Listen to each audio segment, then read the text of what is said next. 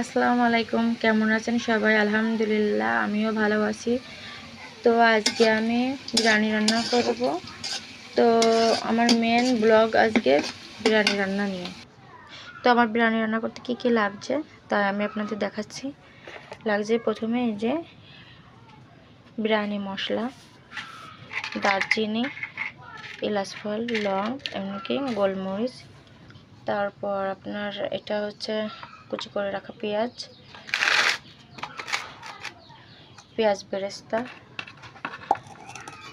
লাগছে গাওয়া ঘি, কয়েকটা কাঁচামরিচ, কেওড়া জল, লাগছে চিনি গুঁড়া চাউল, লাগছে কিশমিশ বাটা, বাদাম বাটা, পেঁয়াজ বাটা, রসুন বাটা, পেঁয়াজ বাটা না, রসুন বাটা, আদা বাটা, কিশমিশ, বাদাম, লাগছে টক দই, আর লাগছে গরুর মাংস। 1.5 কেজি চাউলের 1.5 কেজি গোশের জন্য, গরুর মাংসের জন্য 1 কেজি চাউল।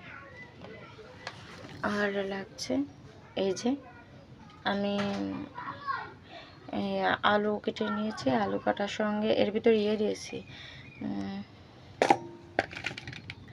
জাফরান, লবণ দিয়ে একসাথে মাখিয়ে তার তেলে ভেজে নিয়েছি।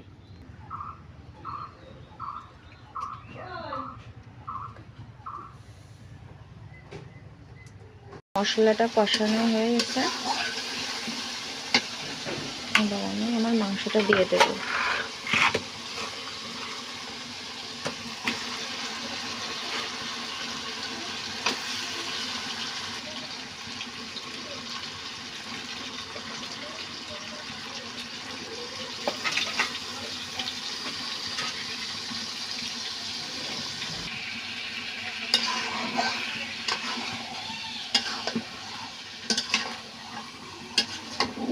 যতক্ষণ মাংসটা সেদ্ধ নেওয়া হচ্ছে ততক্ষণ এভাবে কষাতে থাকবো। কষাতে কষাতে সেদ্ধ হয়ে যাবে এভাবে।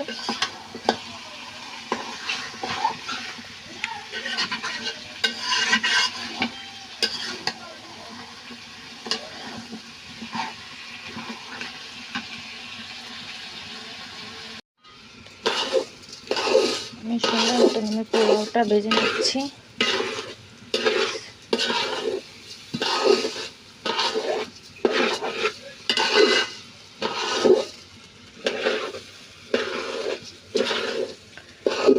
জালটা হবে একদম নিভে জাল।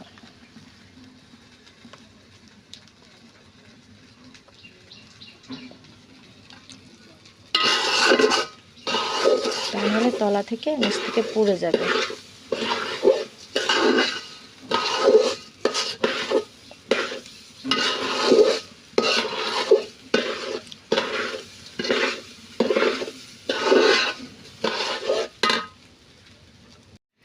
চাল আমার ভালো মতন ভাজি করা হয়ে গেছে। এবার আমি গোশ দিয়ে দেব, মাংস আর কি। মাংস, কাঁচামরিচ, আলু আর পরিমাণ মতো পানি দিয়ে ঢেকে দেবো।